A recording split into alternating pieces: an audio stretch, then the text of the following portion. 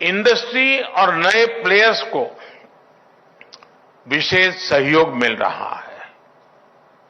आज भारत में agree infra fund के तहत पोस्ट हार्वेस्ट इंफ्रास्ट्रक्चर के लिए भी हजारों प्रोजेक्ट्स पर काम हो रहा है।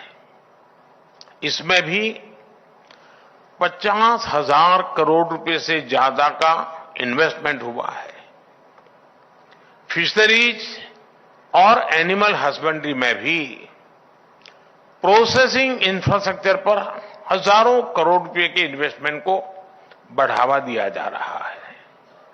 साथियों, आज भारत में ये जो इन्वेस्टर फ्रेंडली पॉलिसीज बनी हैं, वो फूड सेक्टर को एक नई ऊंचाई पर ले जा रही है।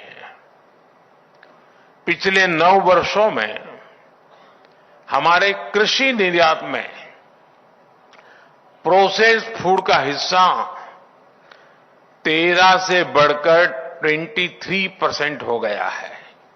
13 to 23। 9 सालों में प्रोसेस्ड फूड के एक्सपोर्ट में करीब करीब 150% की वृद्धि हुई है।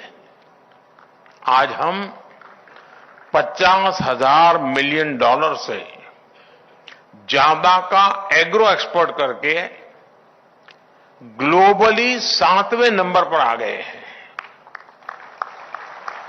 फूड प्रोसेसिंग इंडस्ट्री से जुड़ा ऐसा कोई क्षेत्र नहीं है जिसमें भारत ने अप्रत्याशित वृद्धि न दर्ज की हो। ये फूड सेक्टर से जुड़ी हर कंपनी के लिए, हर स्टार्टअप के लिए एक गोल्डन अपॉर्चुनिटी है। फ्रेंड्स, ये ग्रोथ अपने आप में स्पीडी और रैपिड जरूर लग रही है। इसके पीछे हमारी कंसिस्टेंट और डेडिकेटेड मेहनत भी रही है। हमारी सरकार के दौरान ही भारत ने पहली बार एग्री एक्सपोर्ट पॉलिसी बनाई। हमने नेशन वाइड लॉजिस्टिक्स और इंफ्रास्ट्रक्चर का नेटवर्क खड़ा किया। आज भारत में 100 से ज्यादा डिस्ट्रिक्ट और डिस्ट्रिक्ट लेवल पे डिस्ट्रिक्ट एक्सपोर्ट हब्स तैयार हुए हैं, जो सीधे डिस्ट्रिक्ट सीधा ग्लोबल मार्केट से जुड़ रहे हैं। पहले देश में 2 मेगा फूड पार्क होते थे। आज ये संख्या 20 से भी ज्यादा हो गई है। पहले हमारी processing capacity 12 lakh metric ton थी। अब ये 200 लाख मैट्रिक टन से भी ज्यादा है। यानी 9 वर्षों में 15 गुना से ज्यादा की वृद्धि।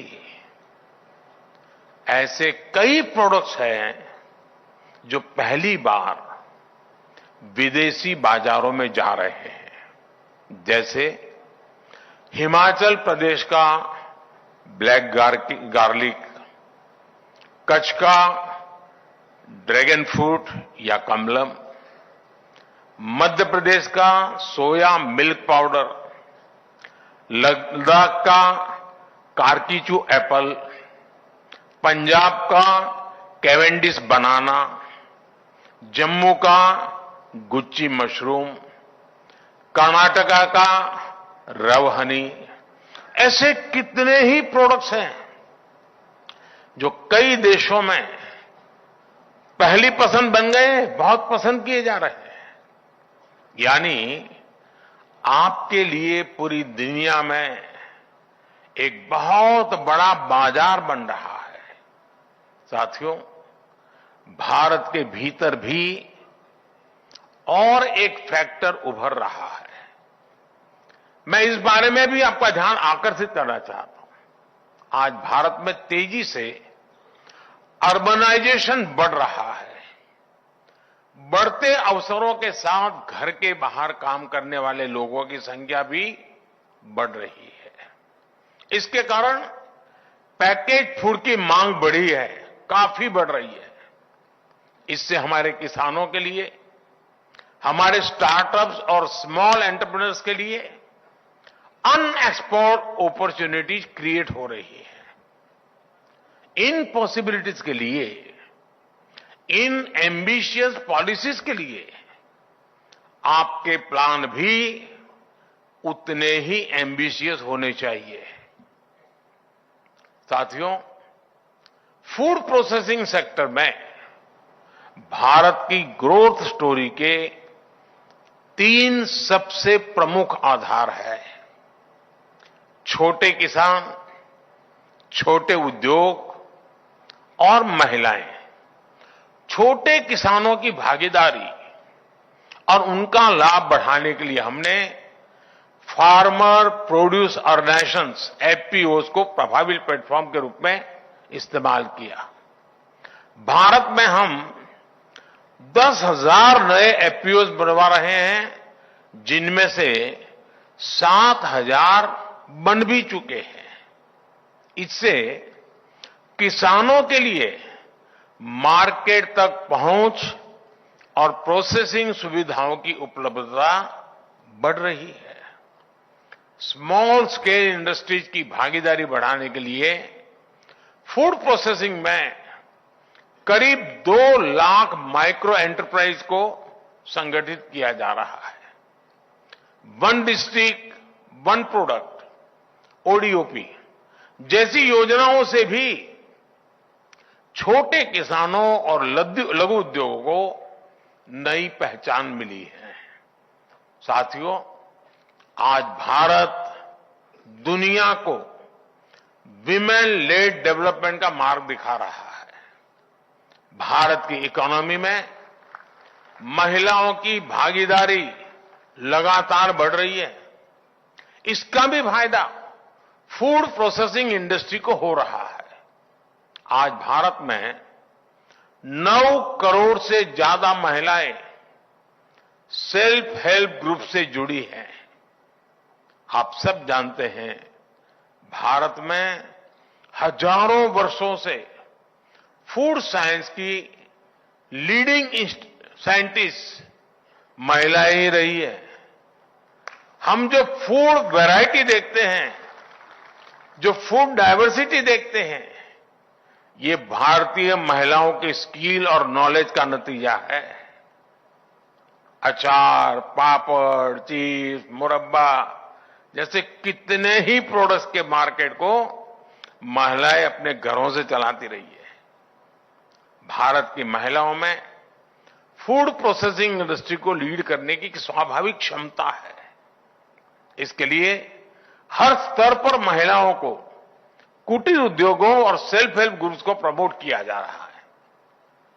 आज इस कार्यक्रम में भी 1 लाख से ज्यादा महिलाओं को, जो विमेन सेल्फ हेल्प ग्रुप चलाती हैं, 1 लाख से ज्यादा महिलाओं को करोड़ों रुपयों की सीड कैपिटल दी गई और मैंने टेक्नोलॉजी के लिए अभी यहां से उसको ऑलरेडी उनके खाते में जमा कर दिया। मैं इन महिलाओं को विशेष बधाई देता हूं, अपनी शुभकामनाएं देता हूं। फ्रेंड्स, भारत में जितनी सांस्कृतिक विविधता है, उतनी ही खाद्य विविधता, फूड डाइवर्सिटी भी है। हमारी ये फूड डाइवर्सिटी दुनिया के हर इन्वेस्टर के लिए एक डिविडेंड है। आज जिस तरह पूरी दुनिया में भारत के प्रति जिज्ञासा बढ़ी है, वो भी आप सभी के लिए बहुत बड़ी अपॉर्चुनिटी लेकर आया है। पूरी दुनिया की फूड इंडस्ट्री के पास भारत की खाद्य परंपराओं से भी सीखने के लिए बहुत कुछ है। हमारे यहां सदियों से एक बात, यानी जीवन का हिस्सा है, हर परिवार की सोच का हिस्सा है। हमारे यहां कहा जाता है यथा अन्नम तथा मन्नम, अर्थात हम जैसा खाना खाते हैं वैसा ही हमारा मन भी बनता है। यानी फूड न केवल हमारी फिजिकल हेल्थ में बहुत बड़ा फैक्टर होता है, बल्कि हमारी मेंटल हेल्थ में भी बहुत बड़ा रोल निभाता है। भारत का सस्टेनेबल फूड कल्चर हजारों वर्षों की विकास यात्रा का परिणाम है। हमारे पूर्वजों ने फूड हैबिट्स को आयुर्वेद से जोड़ा। आयुर्वेद में कहा जाता है ऋतु भुक, अर्थात सीजन के हिसाब से खान पान, मित भूख अर्थात बैलेंस डाइट, और हित भूख अर्थात हेल्दी फूड्स। ये भारत की वैज्ञानिक समझ का अहम हिस्सा है। सदियों से भारत से होने वाले खाद्यान्न और खासकर मसालों के व्यापार के जरिए भारत के इस ज्ञान का लाभ पूरे विश्व को मिलेगा।